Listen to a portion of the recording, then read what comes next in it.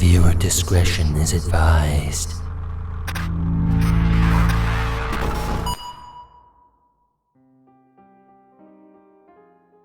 This story began about 5 days ago, but I've only just now got around to writing it down. I'll take my time to make sure I share everything with you, and the fact that this whole ordeal hasn't once left my mind makes me feel certain that I won't miss any details. It's going to be a very long story, maybe too long for some people, but I just need some sort of explanation to keep me from feeling insane. I'm hoping that if I write it all down, maybe I or someone else can make some sense of it, as little as there may be. Well, I suppose this story actually began 48 years ago, and the only reason I know anything about it is because of my granddad. From the 60s up until the late 80s, my granddad used to work on ships as a deckhand. He worked on many different ships under the wing of many different captains, and so the sea, being the exciting place that it is, left him with hundreds of stories to tell. When I was a young boy, I would continuously ask him to tell me these stories, even the ones I had already heard. Some of them were gruesome, some of them were funny. There were even a few sad tales, but only one of them was genuinely scary. I remember almost all the stories that he'd share with me, but I think it's obvious which one stood out the most. My granddad was 23 in 1964, and he'd just been drafted onto a ship that was delivering cargo to countries in South America. It was no different than the other two ships he'd previously worked on, except maybe it was a bit bigger.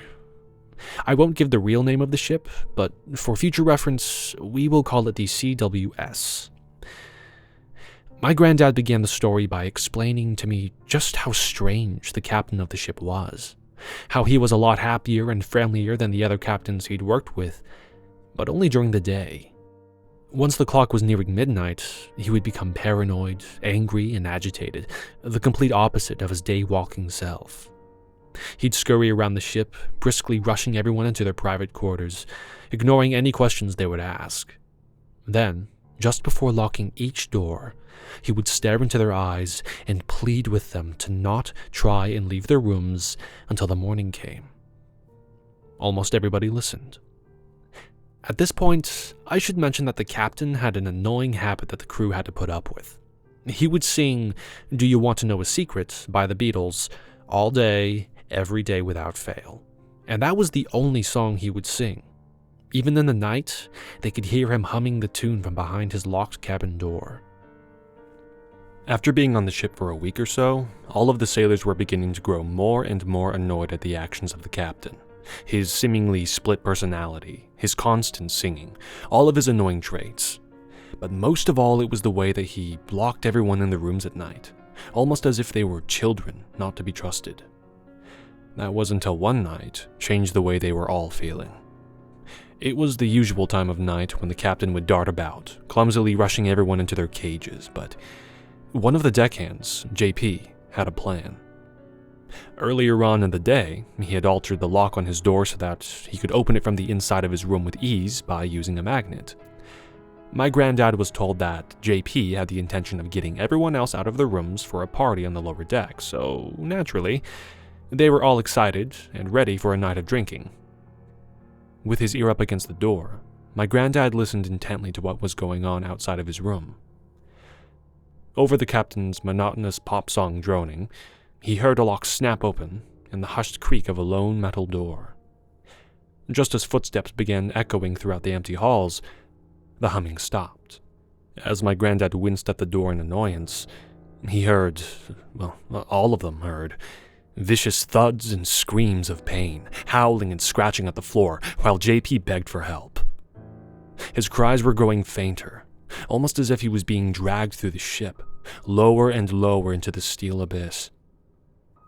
As the fading remainder of his pain erupted from the walls, my granddad stepped back in horror as all movement outside the door had stopped, and the damp corridor echoed silence.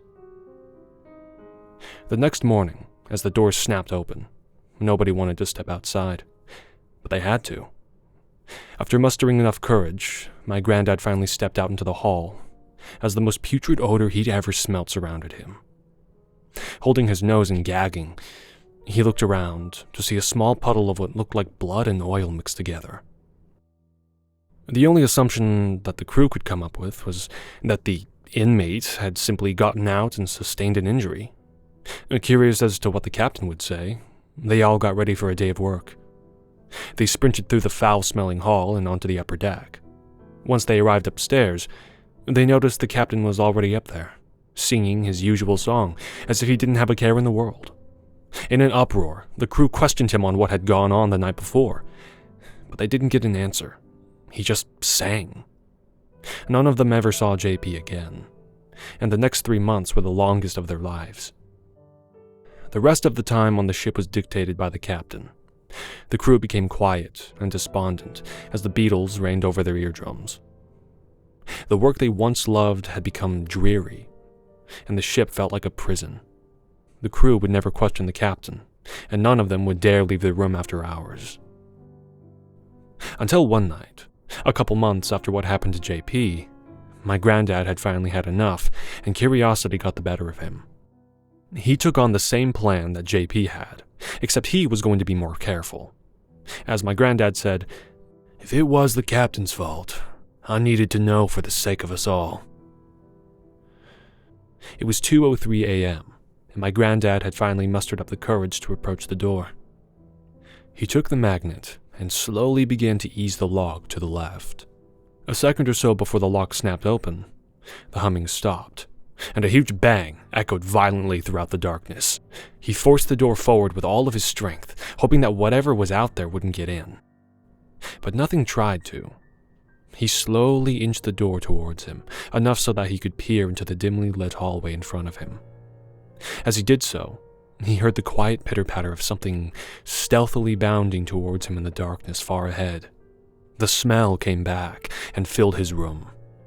After taking a moment to gag into his sleeve, as if out of nowhere, a heavy panting made itself known from just outside the door.